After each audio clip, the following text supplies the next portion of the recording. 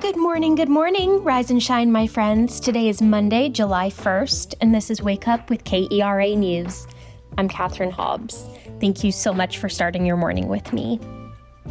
We're hitting highs of 101 degrees today, and I am seriously considering an over-under pool for how many triple-digit days we'll hit this summer, because I am down for literally anything to gamify this heat. I went to the Perot Museum a couple of weeks ago and ended up talking to my partner about all the ways we would explain to Alexander Graham Bell that his telephone has evolved into us carrying smartphones in our pockets.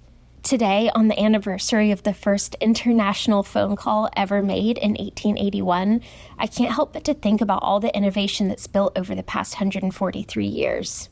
Lest I lead us down a rabbit hole, let's focus back on 2024 because this July 1st is also jam-packed with news. Let's get into it. Dallas ISD will allow community service and parenting classes as an option for student discipline to keep kids out of alternative schools, but they did push back when the program will be implemented. Board members said Thursday that although they still plan to offer the new option, it won't go into effect until at least October. Records obtained by KERA News show the Tarrant County Sheriff's Office use of force and restraint procedures haven't been updated for more than 15 years. The policies are under scrutiny after two former deputies were indicted for murder in the death of a man in their custody.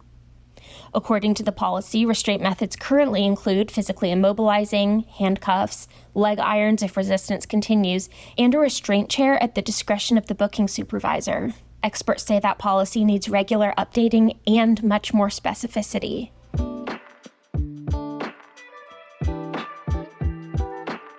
Dallas County Health Services this year reported that at least 90 mosquito samples have tested positive for West Nile virus. Monitoring the mosquito populations is necessary to keep the spread of illness under control, but the county health director, Dr. Philip Huang, told KERA's Sam Baker that the weather hasn't been cooperating. This season with the rains we had large numbers of mosquitoes. I think in May in particular, with the surveillance and trapping and things that we do, saw some pretty big increases earlier on. But I'm also told mosquitoes like the heat as well. So for that risk of West Nile virus, it's really sort of a combination of factors because of the way that West Nile virus is transmitted to humans. It's actually in the bird population. And so when there's droughts and limited water supplies, sometimes the birds and mosquitoes are some in the same areas. And then you get more mosquitoes biting those birds, getting infected, then they can transmit it to humans. So it's this combination of factors that can really account for increased West Nile virus in our human population. Dallas County has been reporting a lot of samples from mosquito traps and pools as positive for West Nile virus of late. Yes, although, this season thus far is not that atypical from what we see from season to season, but we're definitely, watching it very closely. What do you do after making those positive samples? So we work with the communities and have some agreements to do some ground spraying around those areas, probably in different zones about a mile around where the positive trap had been identified. Why not just as a matter of practice, maybe spray the county as a whole on a regular basis? Well, these are areas that have specifically been identified as having mosquitoes that are testing positive for West Nile virus. So it would be higher risk. So we want to make sure and get those areas in particular. Also, we have teams that go out to look for other higher risk areas, where we can put some dunks, and if there are pools of water that might be breeding grounds for mosquitoes, and also try to get the message out for people to really watch and do everything they can to avoid mosquito bites. What should they do? The 4 Ds. First D is for DEET, or another EPA-approved mosquito repellent. Whenever you're outside, try to use that repellent. The second D is for dress, wearing long sleeves, long pants, or loose and light colored clothing. The third D is for draining any standing water where mosquitoes can lay their eggs and breed. And the fourth D is dawn, dusk, when mosquitoes are most active. And some of these mosquitoes are active in dawn, dusk, and nocturnal biters. The danger of mosquitoes around this time is certainly linked to West Nile virus, but there's more than that to worry about, isn't there, with mosquitoes?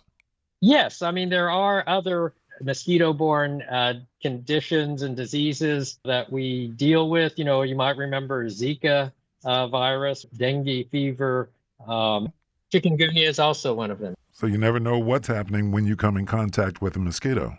Right. I mean, that's what, when you think about it, that something as seemingly innocuous as a mosquito bite could cause, really severe illness, particularly for West Nile virus. We say about 80% of the, people who might have infection then are asymptomatic or, really mild illness, but about 20% get a West Nile fever, febrile illness, but then less than 1% get the severe neuroinvasive disease, which can be very serious. And again, about 10% of those can lead to death. That was KERA Sam Baker talking to Dr. Philip Huang. Well, Simone Biles isn't the only Texan headed to Paris this summer. 16-year-old Plano resident Hesley Rivera earned her spot on the 5-woman gymnastics team last night. She trains at Fisco's World Olympic Gymnastics Academy. 2 NASA astronauts are extending their stay at the International Space Station as engineers troubleshoot issues on Boeing's new space capsule. A new return date hasn't been set yet, but it will be contingent on completing ground testing and ensuring a safe return for the crew. Tonight, you can join Achiba Dallas for their monthly series, Uncommon Ramen. Each month, the restaurant collabs with renowned chefs from across the country to feature innovative ramen dishes.